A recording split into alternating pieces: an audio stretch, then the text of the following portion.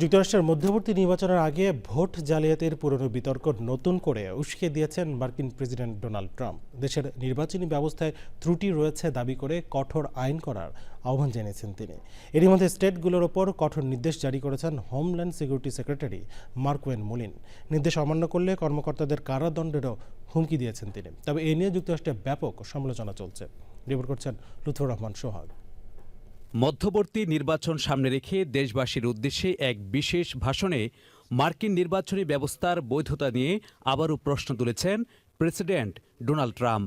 ২০২০ সালের নির্বাচনে চীনের পক্ষ থেকে জালিয়াতি ও প্রভাব বিস্তারের অভিযোগ তুলে তিনি কংগ্রেসের মাধ্যমে ভোটার আইডি বিল পাশের তাগিদ দেন। তবে নির্বাচন বিশেষজ্ঞরা ট্রাম্পের অভিযোগকে ভিত্তিহীন বলছেন।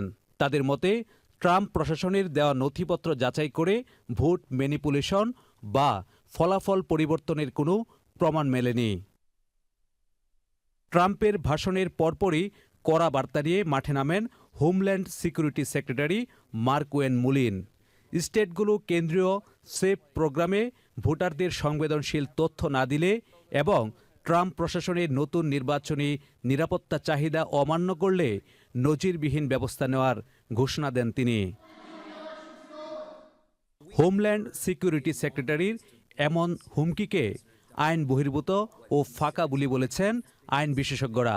ইতোমধ্যে ফেডারেল বিচারকও ভোটারদের গোপনীয়তা রক্ষায় এই কার্যক্রমের ওপর নিষেধাজ্ঞা দিয়েছেন।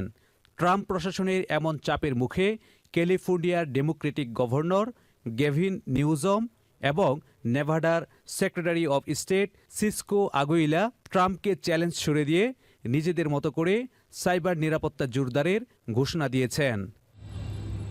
লুথরমান সোহাগ, চ্যানেল আই।